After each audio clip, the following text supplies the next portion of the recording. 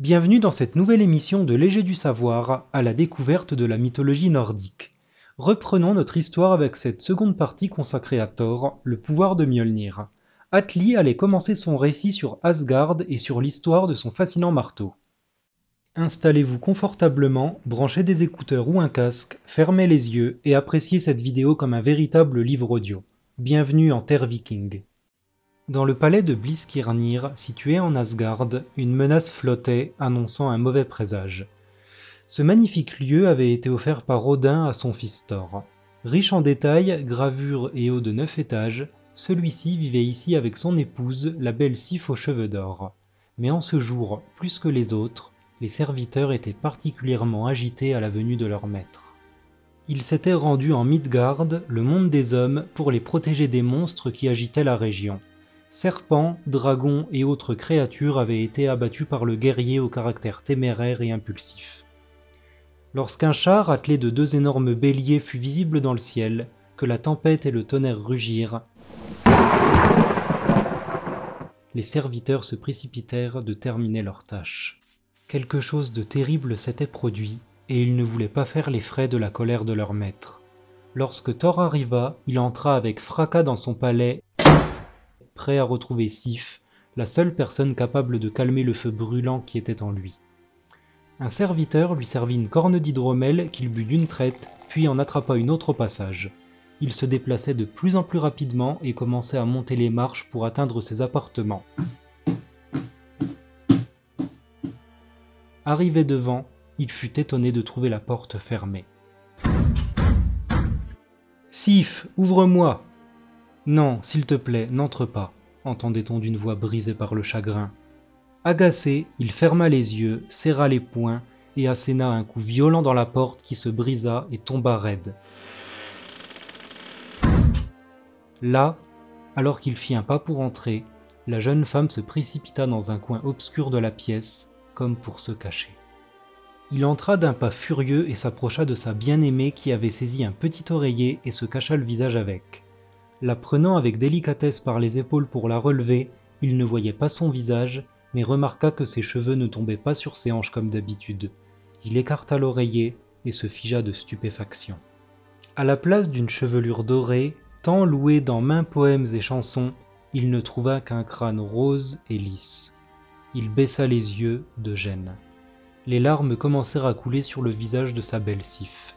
Il la prit aussitôt dans les bras pour lui apporter du réconfort. « Que s'est-il passé ?» lui demanda-t-il avec beaucoup de douceur. « Je me suis réveillée ainsi, » répondit-elle en retenant ses pleurs. « Raconte-moi ce qui s'est passé. Je ne permettrai pas qu'on entre impunément chez moi et qu'on s'en prenne à ma famille. » À ce moment, elle se saisit d'un objet qu'elle dissimula. Il ne put voir de quoi il s'agissait, mais il était lié à ce drame. Elle commença son récit. C'était au banquet d'Aegir. Les invités étaient tous très remontés les uns contre les autres et les paroles blessantes fusaient d'un bout à l'autre. À un moment donné, face à une intolérable raillerie, je me suis levé et j'ai versé une jarre d'hydromel sur celui qui me l'avait lancé, termina-t-elle.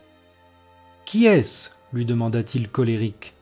Après un instant, elle ouvrit la main et révéla l'objet qu'elle avait arraché à son agresseur. Une petite chaussure de cuir pointu couleur vermillon.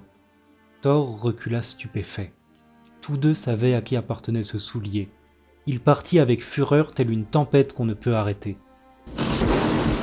Non loin d'ici, dans le palais d'Odin, nommé Valaskjalf, en haut d'un grand escalier d'argent, le perfide Loki était assis sur Hlidskjalf, le trône du père de tous, qui était pour l'heure absent. Savourant une corne d'hydromel au cours d'une fête qu'il avait organisée au nom de Frey, on disait de lui qu'il aimait semer la discorde. Lui voyait plutôt ça comme un moyen de passer le temps à Asgard. Un coup de vent furieux ouvrit la porte du palais qui se fracassa. Thor se dirigeait vers Loki d'un pas furieux. Celui-ci ouvrit ses bras comme pour l'accueillir chaleureusement, mais il n'en était rien. Thor l'attrapa par le cou et le jeta en bas des marches. Il se rua alors sur lui avec la violence qu'on lui connaissait. Il frappait son visage, chaque coup faisant l'effet d'un coup de bélier.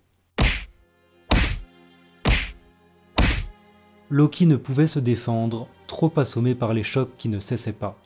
Thor s'empara de son corps, le leva au-dessus de sa tête, le fit tournoyer avant de ne le projeter comme un morceau de bois. À l'impact, les os craquèrent. Loki se préparait à rejoindre Elle dans le royaume des morts. « Arrêtez !» cria une voix féminine. C'était la belle Sif qui venait sauver la vie de son agresseur. « Regarde autour de toi, mes cheveux étaient magnifiques mais ne valent pas une vie !» Il scruta la pièce sous les regards terrifiés de ceux qui l'observaient de loin. À ce moment, la guérisseuse Air, sa belle-mère Frigg et son demi-frère le lumineux Balder firent irruption dans la pièce grâce au Bifrost ouvert par Heimdall qui les avait alertés. Air se précipita sur Loki pour lui prodiguer des soins, et Frigg, tout comme Balder, s'entretenait avec Thor. « Tu as fait couler le sang au pied du trône de ton père, j'espère que tu avais une bonne raison, » lui lança Frigg. « Il y a une raison, mais je ne peux la révéler. » De l'incompréhension émanait de la foule, lorsque Sif s'approcha au-devant de son époux, enleva sa capuche et sortit de sa poche la petite chaussure appartenant à Loki. Une incompréhension plus grande encore se fit sentir et la tension était palpable. La faveur de la foule oscillait de Thor à Loki, de Loki à Thor.